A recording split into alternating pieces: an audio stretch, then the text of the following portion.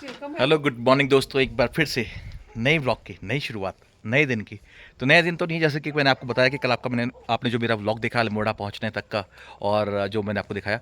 फिलहाल आज अभी हम कर रहे हैं दूसरे व्लॉग की शुरुआत। और दूसरा व्लॉग हमारा शुरू हो रहा है सुबह से। सुबह के टाइम ब्रेकफास्ट हमारा आ चुका है।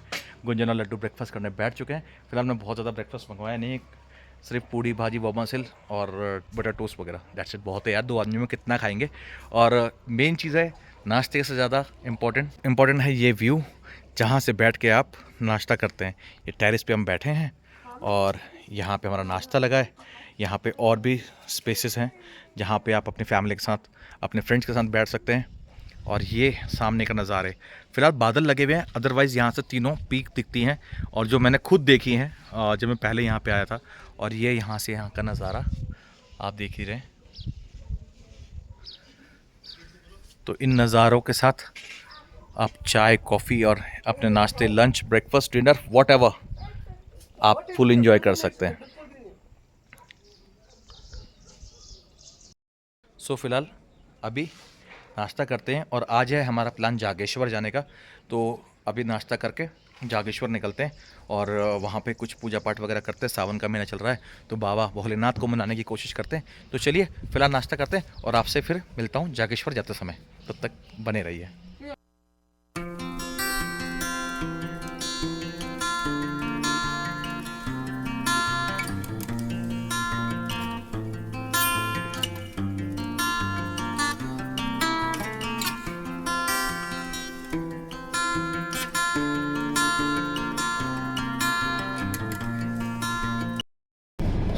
सो फाइनली दोस्तों, नाश्ता वगैरह करके नहा धो के हम लोग हो चुके हैं तैयार। और अब हम निकल चुके हैं जागेश्वर धाम के लिए। फिलहाल गाड़ी में बैठ चुके हैं। गुंजन और लड्डू को देखो भी नींद आ रही है, नींद आ रही है। तो इतना सोया ये तब भी इसको नींद आ रही है। फिलहाल अब चलते हैं जागेश्वर धाम और आपको दर्शन कराते हैं जागेश्वर धाम के भी। तो चलिए बाबा भोलेनाथ करते हैं। हर हर महादेव। सो फाइनली दोस्तों, अभी चल पड़ी अपनी गाड़ी और अभी हम होटल से निकल के जा रहे हैं जागेश्वर, जैसा मैंने आपको बताया। और अभी हम हैं चितई, हमने क्रॉस कर लिया है। और बाहर ना बहुत खूबसूरत नज़ारा है। जो लोग कहते हैं ना कि बरसात में नहीं आना चाहिए, तो मैं तो कहता हूँ एक बार जब बरसात हो जाए ना थोड़ी सी, उसके बाद ज़रूर आना चाहिए कि यहाँ की खूबसूरती को चार चांद लग जाते हैं। पहाड़ बहुत सुंदर, पहाड़ वाकई में बहुत सुंदर हो जाते हैं, क्योंकि जितनी भी आग वाग लगी हुई थी, जितने भी जले हुए थे, सब में ग्रीनरी आ चुकी है। पूरा एकदम जिसको बोलते हैं ना, हरा कालीन सा बिछा हुआ है। आपको दिखाता हूँ बाहर की ब्यूटी।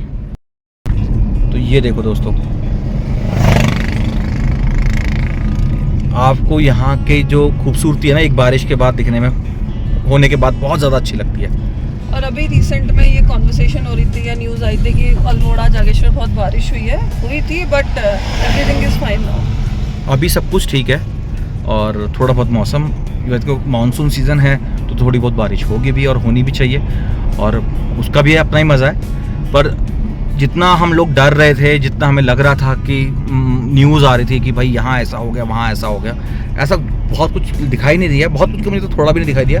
हाँ, जगह जगह थोड़ा बहुत पानी के जैसे कह सकते हैं आप, झरने बह रहे हैं, तो अच्छे वो सुंदर ही लग रहे हैं, है ना।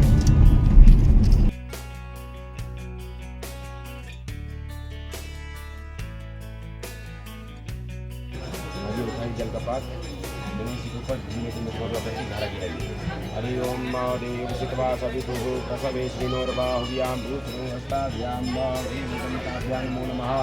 आदियोपाद्यमस्तेवर्गं मुखे आदि सर्वांगे स्नारियं जलं समर्पयामि। भूलिनाथ कृष्णान् करामि। ओम नमः संभवाय समयो भवाय नमः। शंकराय मस्कराय नमः। शिवाय च शिवतराय च भगवते राम सदा शिवाय नमो नमः। पाद्योपाद्यमस्तेवर्गं मुखे आत्मनियं सर्वांगे स्नानियं जलं समर्पयामि। भगवते श्याम सदा शिवाय नमो नमः। श्री पहले गणेश को स्नान करा देंगे, तब भूलना करेंगे।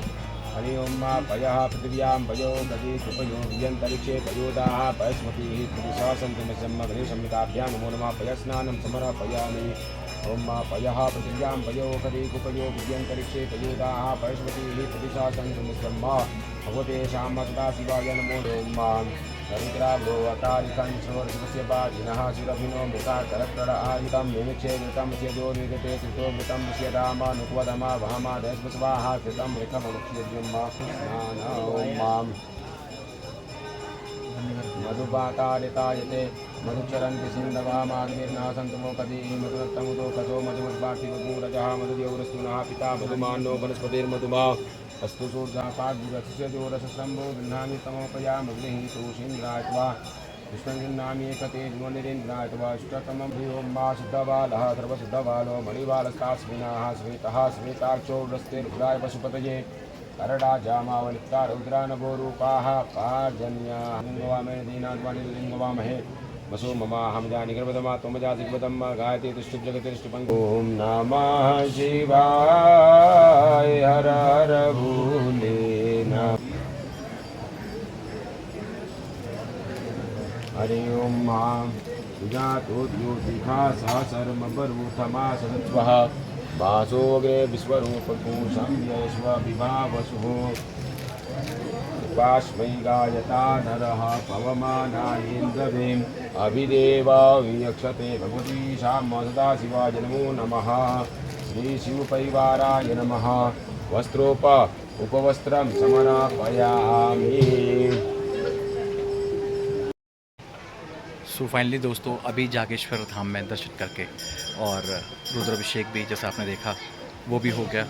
तो बाबा भोलेनाथ के आशीर्वाद से अभी जिस मकसद से हम आए थे वो काम तभी हो गया और अभी हमारी यात्रा चालू ही है। तो चलिए एक बार मंदिर का समूह का भी दर्शन कराते हैं और जिन गुरुजी ने हमारे से पूजा कराई थी उनसे भी थोड़ी बात कराते हैं, कुछ जानकारी प्राप्त करने की कोशिश करते हैं कि यहाँ की विशेषता, यहाँ की महानता और क्या है। वापस तो स्वयं भोलेनाथ यहाँ बैठे हैं तो विशेषता और महानता दोनों अपने आप में है। तो भोलेनाथ को प्रणाम करके आगे का सफ़र शुरू करते हैं और कोशिश करते हैं गुरुजी से बात करने की। तो हमारे साथ अभी गुरुजी हैं। तो गुरुजी कुछ बताइए जागेश्वर धाम के बारे में, जो भक्त यहाँ आए तो यहाँ के कैसे आकर के वो अपना भोले बाबा का जो आशीर्वाद है वो ले, और यहाँ की कुछ बातें जो जानने योग्य हैं। जी जागेश्वर धाम हमारे 125 मंदिरों का समूह है। शिव पुराण, स्कंद पुराण, मानस खंड, लिंग पुराण, कुरु पुराण, देवी भागवत, कई पुराणों में इनका वर्णन मिलता है। जागेश्वर का तात्पर्य है जागृत रूप में भोलेनाथ यहाँ पर विराजमान है अनादिकाल से, और हमारी धरती के प्रथम शिवलिंग है। तो इसी स्थान से शिवलिंग पूजा प्रारंभ हुई। नागेश्वर ये बाबा का नाम है, जो दारुकावन देवदार वन में निवास करते हैं। 8वें ज्योतिर्लिंग इनको मान्यता है, अब 5वें धाम में इनको जोड़ा जा रहा है। तो यहाँ पर कई तरह की पूजाएं होती हैं, और जो सच्चे मन से आते हैं कोई भी यहाँ पर खाली हाथ नहीं जाते हैं। श्रावण माह का विशेष महत्व है। शिवार्चन, पार्थिव पूजा अलग अलग प्रकार से, जैसे शादी के चावल के बनाए जाते हैं संतान प्राप्ति के लिए, और वाल्मीकि मिट्टी के बनते हैं सकल मनोकामना के लिए। गाय के गोबर के बनते हैं शारीरिक कष्ट रोग निवारण के लिए। मक्खन के बनाए जाते हैं धन ऐश्वर्य प्राप्ति के लिए, सौंदर्य प्राप्ति के लिए, और महामृत्युंजय अनुष्ठान के लिए भी ये स्थान विश्वविख्यात है। काल सर्वदोष के लिए, नवग्रह पूजन, तो रुद्राभिषेक तो विशेष ज्योतिर्लिंग में होता ही है। सभी मनोकामना के लिए तो बाबा जागेश्वर जी का रुद्राभिषेक करवाया जाता है। पितृ पूजन से लेके कई तरह की यहाँ पर पूजाएं होती हैं। ये बहुत जागृत स्थान है। यहाँ पर ऋषि मुनियों ने, सप्त ऋषियों ने और तपस्या की है। स्वयं भोले बाबा ने एक बालक के रूप में यहाँ पर तपस्या की हजारों वर्ष से। सती पार्वती का वर्णन मिलता है, रावण का मिलता है, लव कुश का वर्णन मिलता है। ये बहुत जागृत स्थान है। देश विदेश से यहाँ पर भक्त लोग आते हैं और सबकी मनोकामना बाबा पूर्ण करते हैं। हर हर महादेव। सो दोस्तों, जैसा भी आपसे गुरुजी ने बताया और जितनी जानकारी गुरुजी दे सकते थे उन्होंने मुझे दी अपने बहुत कीमती समय में, क्योंकि सावन का महीना चल रहा है और बैक टू बैक पूजाएं हो रही हैं जैसा आप देख रहे हैं चारों तरफ से। तो बाबा भोलेनाथ की जय जयकार है और उनकी जय जयकार है तो भक्तों की जय जयकार अपने आप हो जाती है। तो ये जो छोटी सी जानकारी थी वो मैंने आपको अपने वीडियो के थ्रू, अपने व्लॉग के थ्रू देने की कोशिश करी है। और आप जब भी आप यहाँ आए, मैं गुरुजी का नंबर जो है डिस्क्रिप्शन बॉक्स में डाल दूंगा। आप आने से पूर्व इनको फ़ोन कर लें तो ये सारी व्यवस्था आपको किसी भी प्रकार की पूजा की जैसे उन्होंने बताई, और जैसा कि हमने भी कोशिश करी कि आज जो है रुद्राभिषेक करवाया था, तो उस रुद्राभिषेक की छोटी सी जितनी भी तैयारी थी वो सब गुरुजी ने करके रखी थी। तो उतनी ज़्यादा परेशानी नहीं होती आने के बाद। तो उनका नंबर मैं डिस्क्रिप्शन बॉक्स में डाल दूंगा। फिलहाल आप भी कीजिए दर्शन महादेव जी के, और फिर चलते हैं आगे, आपको आगे दर्शन करा।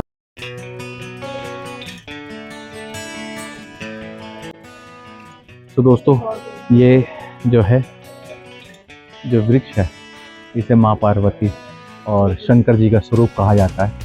ये ऊपर जाके अलग अलग हो जाता है और बीच में देखिए पूरा जुड़ा हुआ है, और यहाँ माता के पैर भी दिखाई देते हैं। अगर आप ये देखेंगे, ये देखिए नीचे पूरे पंजे बने हुए दोनों तरफ।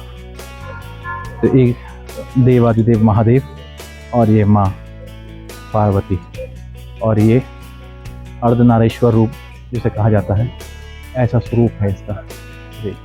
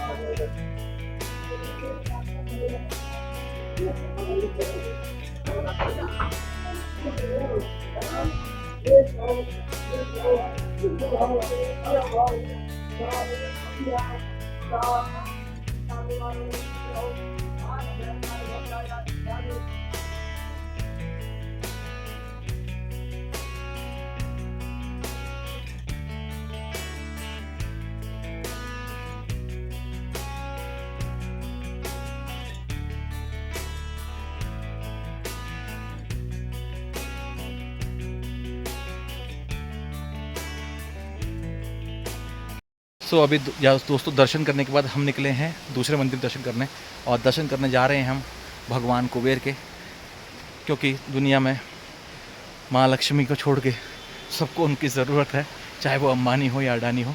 तो बाबा कुबेर की भी दर्शन कर लेते हैं। अगर उसने थोड़ी सी नज़र कर दी तो फिर तुम्हारा ये भाई भी ड्रोन उड़ा करके व्लॉग बनाएगा। अभी थोड़ा मामला टाइट है, तो चलिए फिलहाल बाबा के हाथ जोड़ते हैं और मनाने की कोशिश करते हैं।